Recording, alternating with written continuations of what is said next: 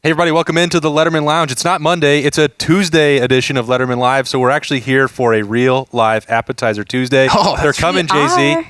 It's Fried Pickle Day. What? Yes. Yeah. What a man. day. We have the excitement of an actual college football game to break down, and another one coming up. Hopefully, Berm and Bob are actually excited to talk about one this week. We'll see.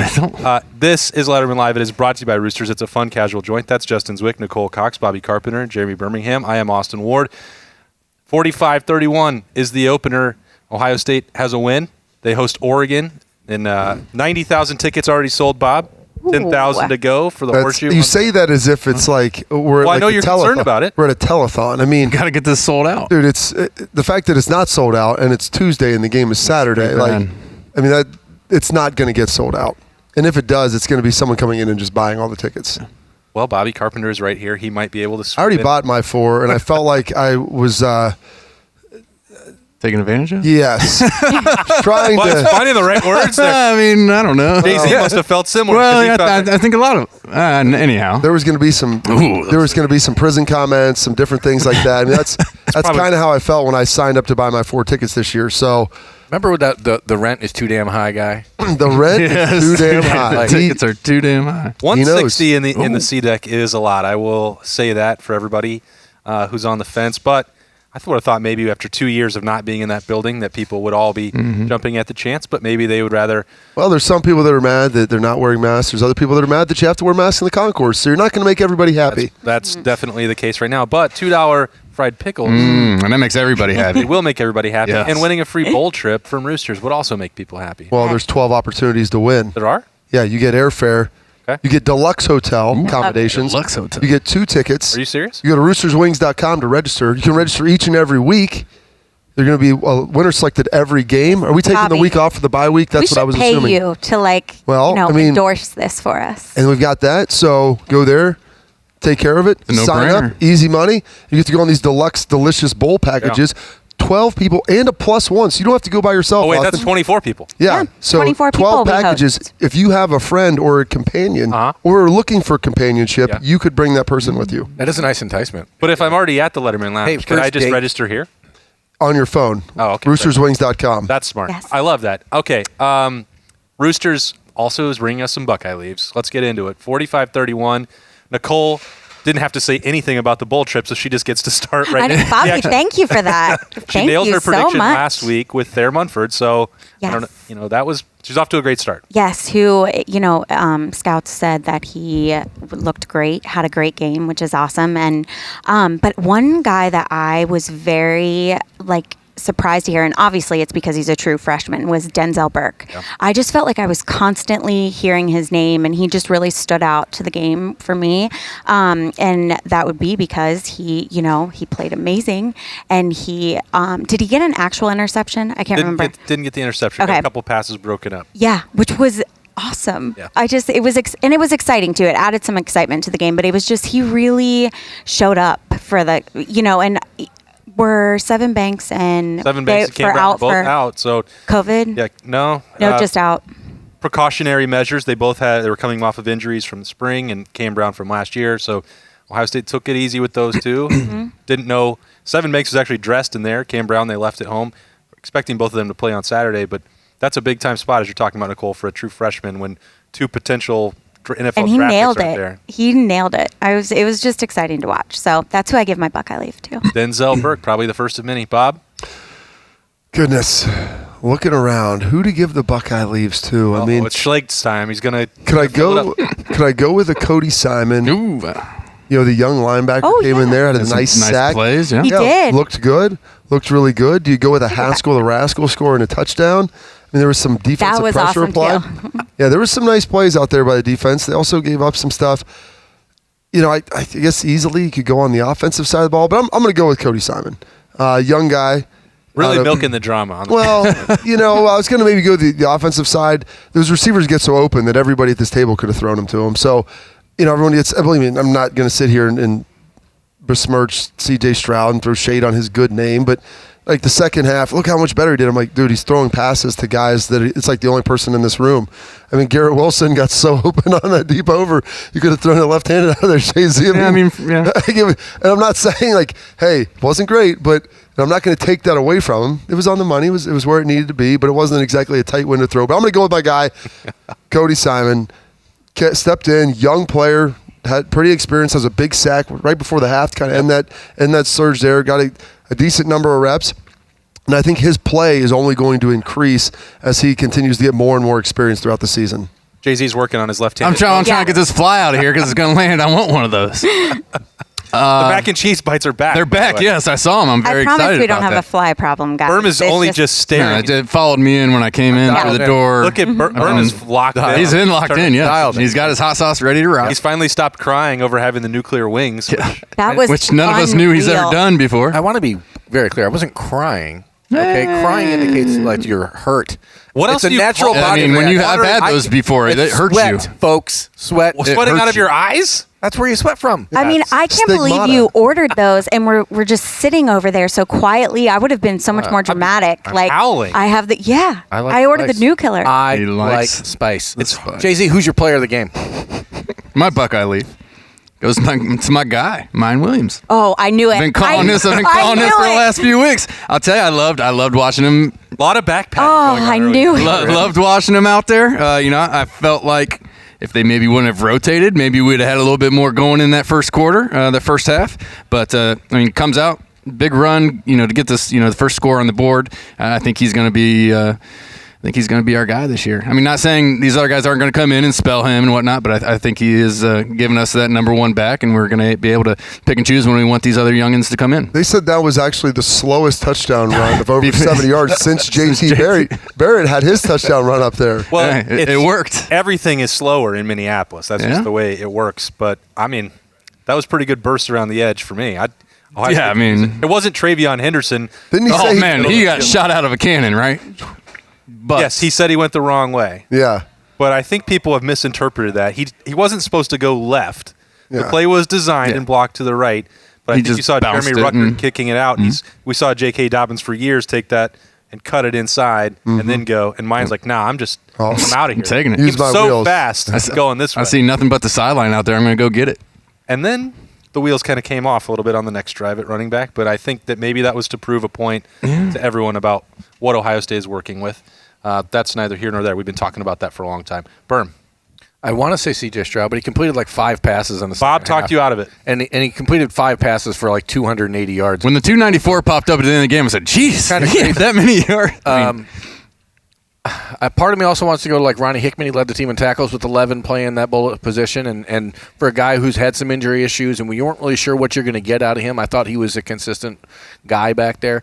But I'm going to go with Taraja Mitchell just because I thought raw dog. I thought that Ohio State needed a consistent, nearly every down guy in the linebacker room, and that's what he became on Thursday. So he played about every down in that game, didn't he?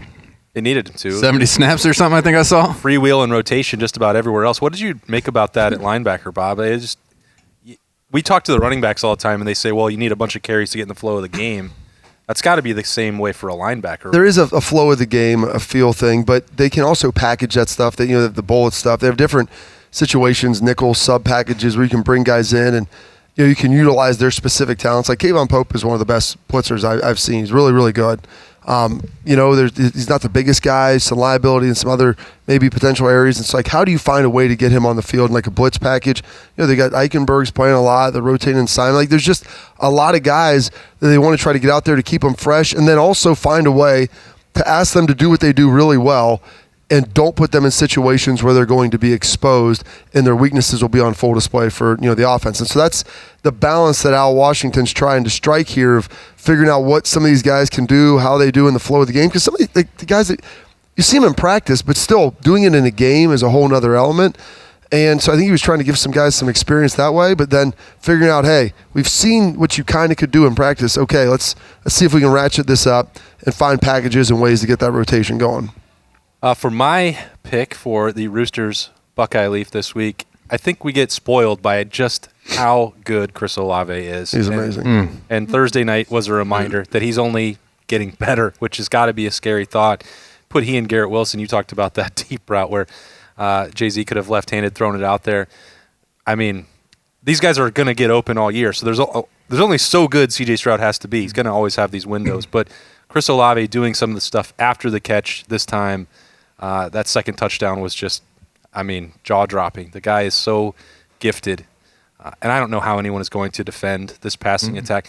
It's weird. You look at the statistics. Jay-Z, you talked about the passing yards. You look up, and wow, it was almost 300 for C.J. Stroud. And the rushing attempts. They 48 offensive snaps that they could grade and scored 45 points. That ratio is uncommon. I don't know how you'd sustain it, but I also can see that this potential on this offense is truly scary. That was just a glimpse. And that was done in the rain, in the wind, against a veteran big in a night game on the road against a very veteran team that it was a slow start. Even with CJ, I think he was just pressing. We've seen the last four quarterbacks start the year out and just be amazing. Look at that pressure. And that just doesn't happen. Last year when Justin was maybe one incompletion through 3 games or something, that's not normal, but that's just what we as Ohio State fans see, and we're like, everybody should do this. Everybody we put on the field should have the same type of thing. It's not going to happen. The kid's a freshman. He's young. He was out there pressing a little bit, trying to make sure he was making every throw perfect. And when you do that as a quarterback, you tend to overthrow the ball or not put it where you want it to be. You just got to let it rip, and I think that's going to come for him as he gets more confident, more comfortable, and has some success. So you know what you could do? Maybe slide a little drink in one of his water bottles, just easing the tension. A little swing lube? Yeah, a little swing lube, man. A little swing lube. Use it on somebody else. Bob. Listen, man, you go out there. Imagine, Judge, you play a lot of golf. You go out there, though, you got to tee off, and you're at some nice event. There's a lot of people looking at you. Yeah. All of a sudden, you're thinking about everything. And you just start saying, get the ball in the air, please. Swing juice. Let me head back to the bar real quick and just kind of get my mind right. Maybe that's what they needed for CJ. To be clear, you're advocating that the quarterback So you're telling me that's what he did at halftime? gets drunk before the game. Don't listen. He didn't say drunk. Not what I said. You get to that right Just a little mixture. nip. Just easing the tension. All right. like Chubbs and Happy Gilmore. Hey, use it on somebody else, Bob. Yeah, exactly. I caught that in there, believe me. Listen, it's probably the position that requires the least amount of cardiovascular effort on the field, so I think you'd be all right. Quarterbacks are notoriously lazy. Not necessarily lazy. He's just saying we don't have to sprint up and down the field the whole Here's time. the thing. Behind that offensive line, you shouldn't have to move. You shouldn't have to move at all. This is what happens when you put words into people's mouths. You cast aspersions. I wasn't crying. Yeah. I was a man There's just sweating. water coming out of your eyes. Out of your eyes, right. I love when I lose control of the show in the first segment while Nicole's still here. She had something to say about C.J. Stroud.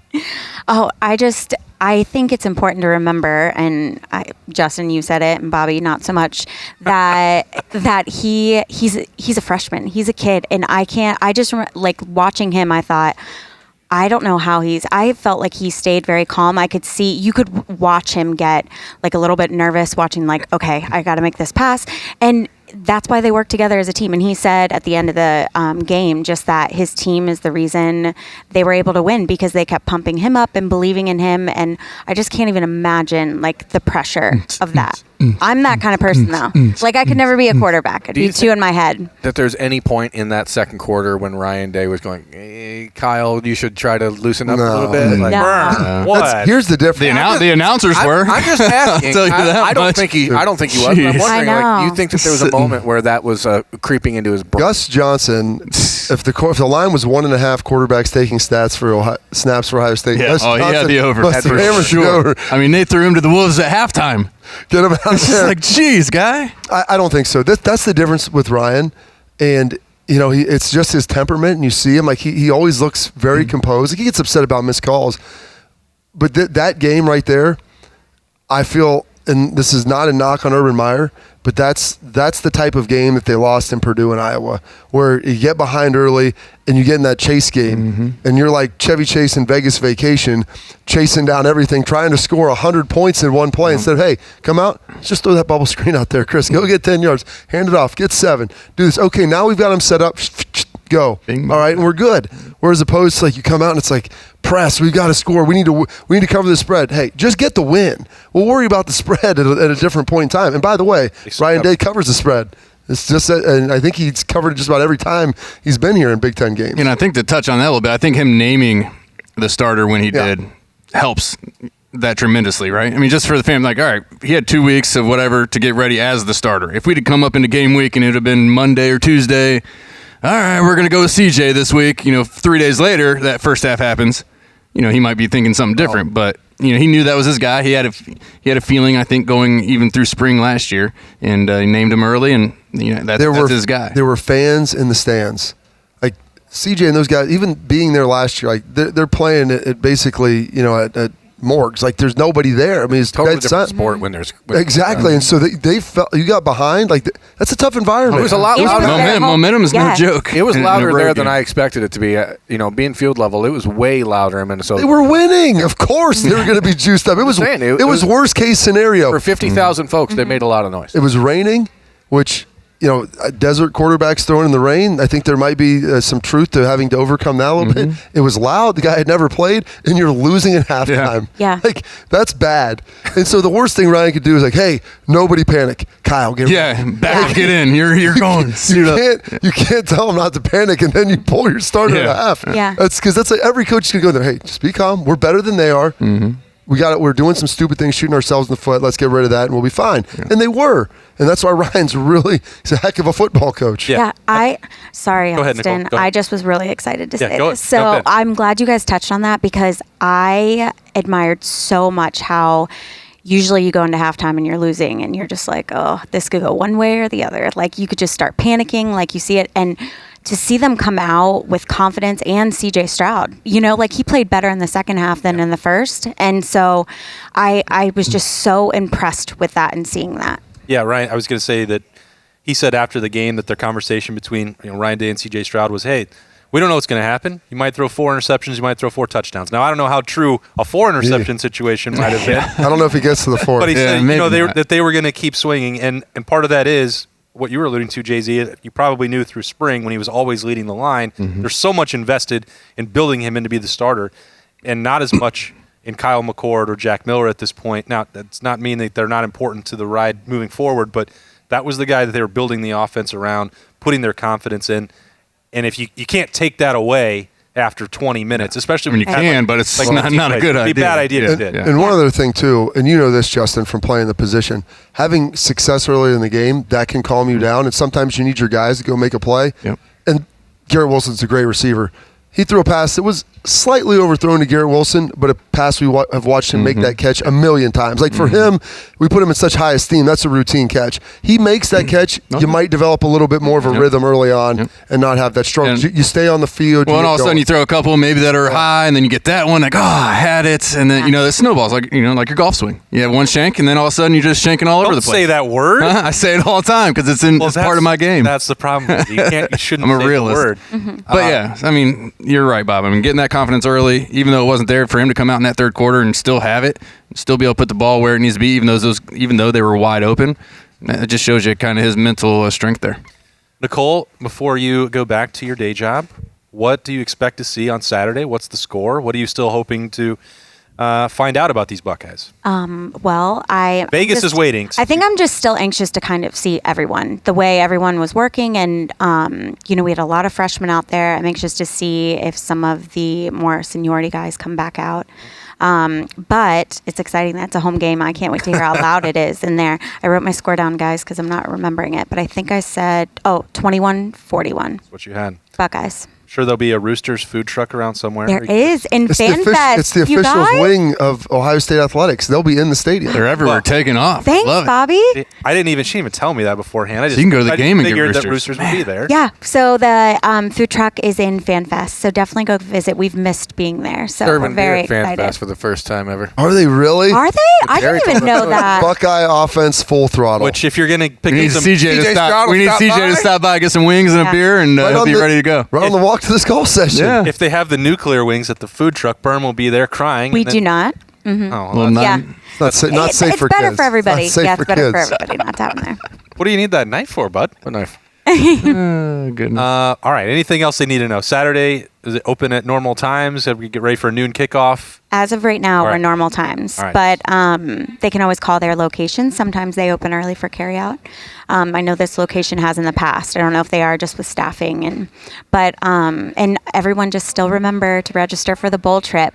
Huge congratulations to Frank Hess. He's our week 1 winner. He Frank was so Hess. Frank Hess. pumped when I called him. Real he was like, people "Well, I'm gonna won." have the best week," and I was he's great. Yes. That's awesome. 1 winner in the books and 1 win for Ohio State in the books. Nicole is going to get out here. We're going to take a quick break. This is Roosters. It's a fun, casual joint, and Letterman Live will be right back. Roosters is one of the unique companies that we deal with. They're involved in everything we do, from our personal foundation to also the Cancer Research Fund. And that's from the Buckeye Cruise from Cancer to all the events leading up to the Buckeye Cruise. They donate back to different organizations that are near and dear to their heart, and we're so fortunate to have been with Roosters now for a long, long time. All the folks at Roosters are just genuinely kind folks, and they want to make a difference. Thank you, Roosters Foundation.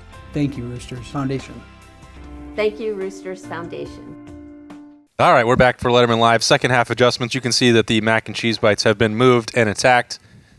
Tears of joy. Tears of joy. I was Now, actually that time crying I was again. actually crying. Yeah, some more tears. That from time Burn. was This, crying. It's been a tough day for him. this has been the crying It's not show. a tough day. It's tears of happiness because mac and cheese bites are back.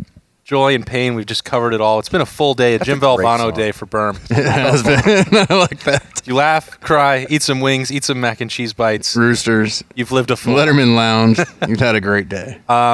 great day. And the Buckeyes had one great night on Thursday. How great was it? Defense was a little bit of a mixed bag. Robbed of an interception. That makes Yes. it look very different. Mm-hmm. Dallas Gant just a little bit too high. I guess the call was accurate, but I'm sure that I'm somebody done. played in the. I'm gonna people that try to defend that call. I want someone to take will put a helmet on the ground, or they can put it on someone else, and then I want them to hit that with their hand, and then they can switch and do it with the other person. Now, which hurt worse? You getting hit in the helmet? I'm like, I understand we don't want dudes like launching and spearing or like throwing clotheslines, but I'm like, when you go up like that and you like graze them with your arm, it wasn't a malicious like takedown on. I'm like, my goodness, man, and like that goes for when it's called on our guy. Like, Anybody. I'm like, come on, man, it's an arm. Soft. It's not like the face right into the beak. That's one thing where it's not like. Think back, and I'm walking to school uphill both ways, and it's like the game was. I'm thinking back to how many times I got pushed on my butt after I got rid of a ball. Was more physical and not called 20 years ago. That's just a fact. Yeah, it is. Jay-Z's thinking about it right now. It's a sad All the fact. 15 free yards. Yeah, exactly. It just seems like they're calling it all the time now. It does, man. The game last night, what, 4 guys ejected? I mean, dudes are getting on running backs inside the box. Yeah, And getting then targeting. look at him because these guys are great athletes. I'm like, they're not that good, bud. What would you? I mean, how do you fix that? You got a running back putting his head down, coming through a hole, and then you get the flag. I mean, it's insane. That is part of the problem. At least they got that one right, or the one with Taraji Mitchell in the Yes. like that would have been. Hit him with his shoulder in like the side. Yeah. Like, what do you want him to do? Yeah, exactly. All right, so Kerry Combs still has not had a full complement in the secondary. You hear instantly, 31 points is not good enough. Still don't know if Kerry Combs can do it. And hey, I don't know if you can make a final judgment that he is or isn't the right guy to be the defensive coordinator. But you got to imagine having your stuff that was that concerning out of that game with considering the context. But Jay-Z, you might have a. Well, I'm just saying. You got to not having your 3 top, guys in the secondary. I didn't know that going into the game. Right. It I don't think many people was kept do it. secret. It was kept secret pretty well, I guess. It's just like. I give him the benefit of the doubt. Like he doesn't have his full stack. Now you're not going to have somebody's going to get hurt or this or that. But to have 3 guys out going into a night game on the road against a Big Ten team, yeah, I give him the benefit of the doubt there with 4 new linebackers starting. He's got freshmen on the outside. Come on, That's the thing. You're playing freshmen in a hostile environment. Like people look at that from the offensive side, but those guys, they're getting harassed. They're yelling. You're coming off the sideline. You're getting burnt. And there's lights. It's night. It's. Like, you can feel the weight of the world on you.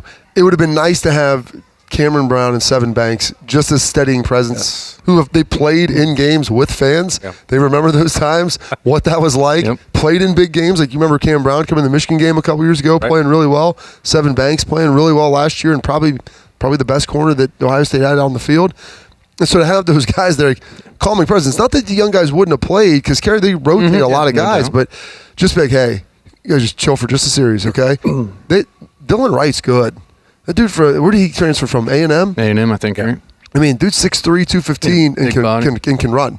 That was a nice ball. Like, people get upset about the technique and, like, they're not turning. I'm like, God, you're trying to coach all that and trying to get them to do it. But it's not like, hey, you think they have other guys who do it better? That they're on scholarship too, right? They're just hiding, yeah. Yeah, I mean, like, that was a great ball and a great catch in the corner of the end zone. I honestly believe, like, Seven Banks was there and could have played, and they've if they needed him. They've acknowledged that. But to me, all that's saying is that the gap between Seven Banks and Ryan Watts and Denzel Burke isn't. It's pretty thin. It's very thin, if there's one at all.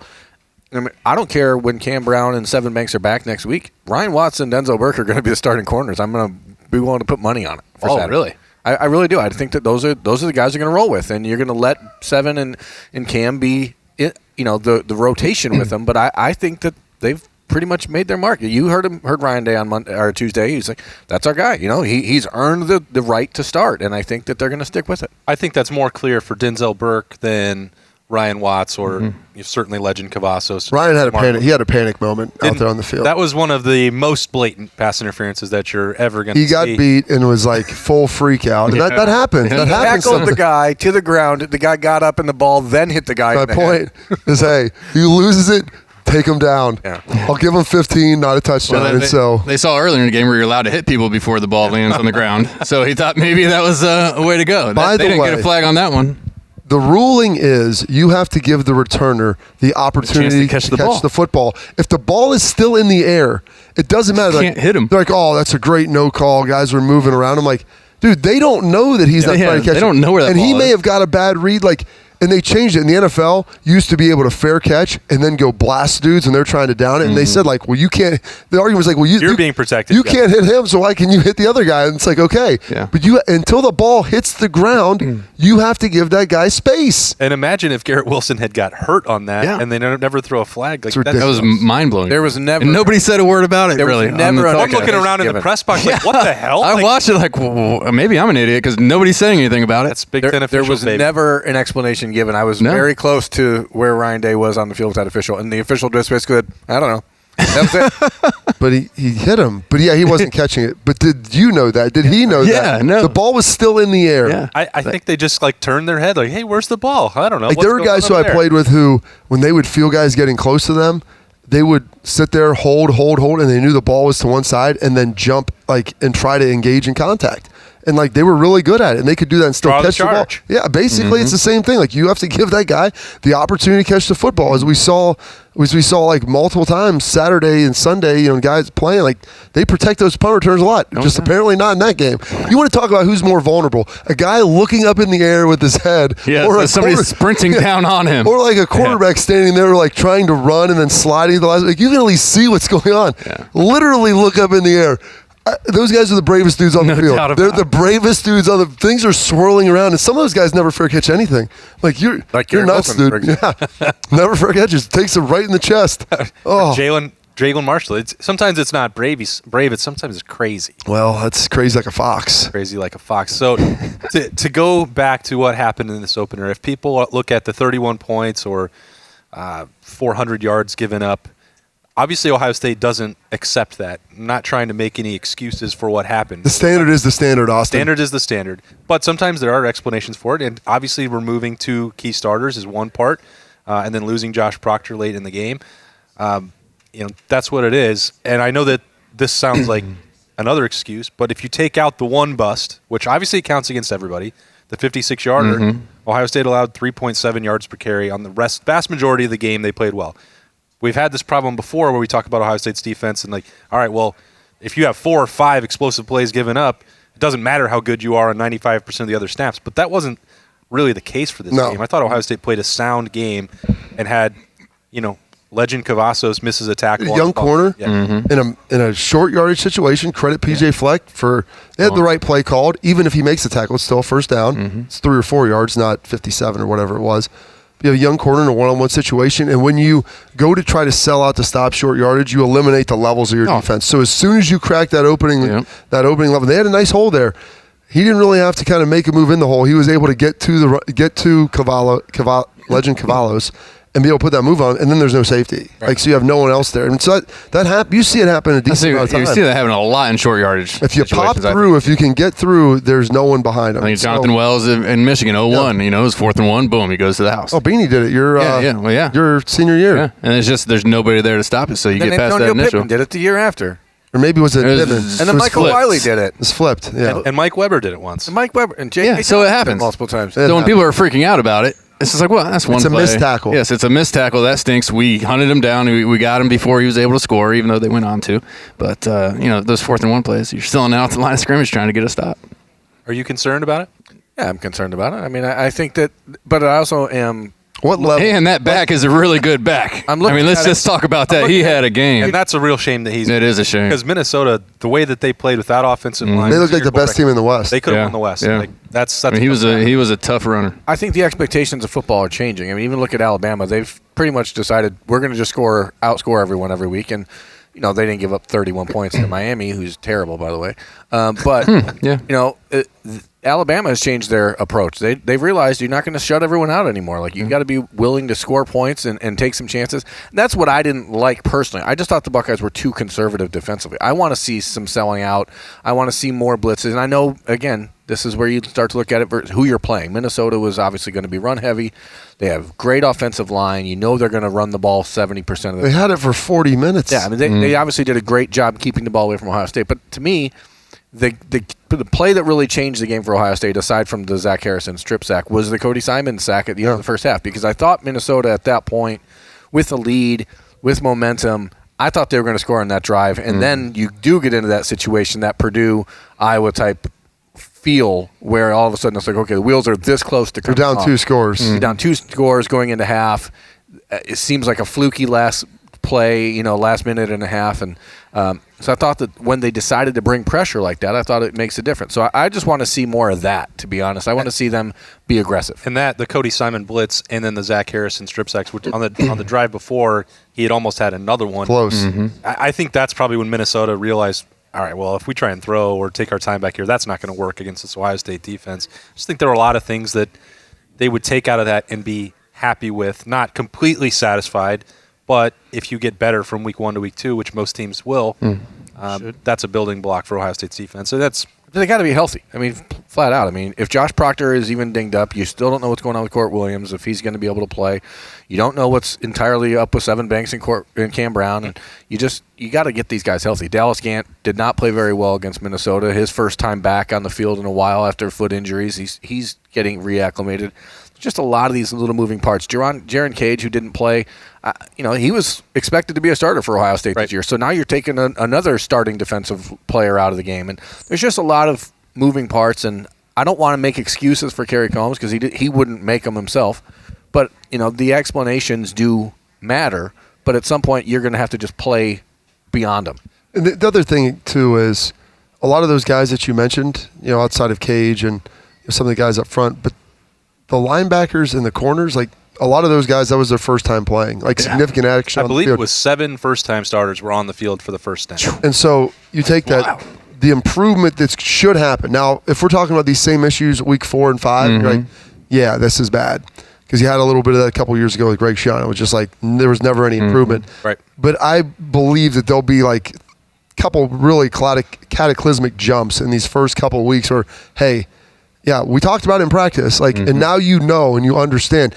You can't understand everything sometimes until you experience yourself in the game. And Ryan Day said it on Thursday night after the game. He wanted to get through Minnesota with a win. He wants to get through Oregon with a win, and then they can take a moment, reset, and figure out where they're at. Because this way this season started off, the way that the schedule is, it's very abnormal. It's an unusual circumstance for Ohio State to play these 2 types of games right off the bat. So you get through them. You win them both, and then you look at Akron or Kent State or Bowling Green or whoever the hell they played. Tulsa. That's right. Tulsa. I don't even. Golden Hurricanes? Yeah, the Golden Hurricanes, right. They dropped their opener to UC Davis. UC Davis, correct. Yeah. Is that the Banana Slugs? I think they're the Jackhammers. Spider Monkeys. They've got a good baseball team, I believe. I think so. Not a good football team. Who cares? They shouldn't be winning football games against Division I. Spider 2Y banana. That's the question. Spider CY banana. So here's the thing with all that. If you look at a lot of the teams in the top 10, I mean, Cincinnati dominated. I called their game with Miami. They looked really good. Bama looked really good. Mm-hmm. Outside of that, a lot of those other teams, like Georgia and Clemson played each other, so you could say they're playing, elite level competition. But I would say Minnesota's probably, with Ibrahim, had as good a chance to win the West as anybody. I would say they were right there with Iowa and Wisconsin. But did anybody else really separate to you outside of Bama? No. Even when I'm watching that Georgia Clemson game, these teams look good, but it's not like they're blowing me out of the water with greatness here. And Berm said this. I mean, how much credit do you really want to give for beating Miami? I think, no, Miami's fake good, dude. I think that's a product of name recognition in a preseason. And we learned earlier this year that they're not good. We've seen Instead of letting them win 6 games and saying, the U is back. Yeah, we don't have to pretend. Exactly. Just like we don't have to pretend with Nebraska or maybe even Notre Dame, which Florida State was really close in that one. It was a bad weekend for the ACC and bad weekend for the Pac-12. You got North Carolina losing, Clemson losing, Miami losing, Florida State losing. I mean, that's a bad. Florida State actually was like Florida one State of was a surprise, yeah. most redeeming games. Yeah, they lead When your spot best, hard, when right? your best win is a loss. Hey, but at least the Pac-12 got a win. Yep, they got one. Hey, UCLA look good. I think they're pretty. playing physical. I know one thing, LSU has dudes. Now, they may have an incoherent offense and a lot of other issues, but to be able to beat them up like that and to run the ball and to have big passes, their guys didn't get slower. They recruit fast, athletic guys. And I'm impressed. Chip Kelly, they might be the best team in the Pac-12 this year. Did you know that Chip Kelly used to coach Oregon? I heard that. Did you know Ryan Day coached for Chip Kelly? What? No. It's crazy. You learned so much at a Tuesday. Did you know that Chip Kelly once went to, was it Northwestern, to find out things about offensive football from Kevin Wilson? Kevin Wilson. Wow. Did you know that Kevin Wilson's on the staff here? I like how things are just all circular. It all just comes time It's is up a and flat down, circle. and it's around. Time is a I flat can't even wrap my Feel it. brain around that. Do the bowl right now. dance, feel the flow. It goes through you. Jeez, oh Friday. I like it. Be the ball. I like it. So this week's show is brought to you by Roosters and Happy Gilmore. It's been a fun one. We had a game to break down. We got another huge one coming Saturday at noon in the Horseshoe. It's Ohio State and Oregon. Appreciate Nicole Cox having us in to the Letterman Lounge. That's Jay-Z, Bobby Carpenter, Jeremy Birmingham. I am Austin Ward. Thanks so much for watching. We'll see you right back here on a Monday, back in our normal time slot. Thanks for the patience for the holiday. Enjoy the week. Enjoy the game. We'll see you next week.